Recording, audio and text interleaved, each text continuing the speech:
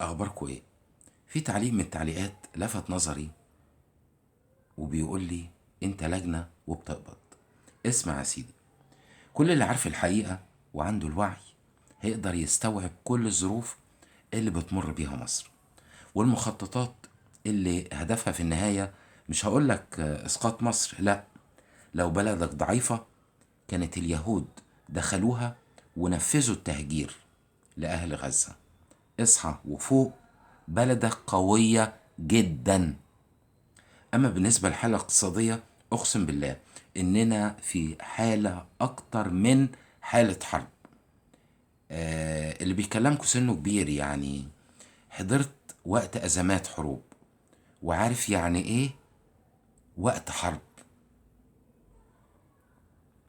طيب، تخيل لو مفيش أزمة كورونا، تخيل لو مفيش حرب روسيا وأوكرانيا، تخيل لو مفيش أزمات في ليبيا والسودان، وعفوا يعني في كلمة لو مفيش لاجئين، انتوا اخواتنا وعلى عيننا وعلى راسنا.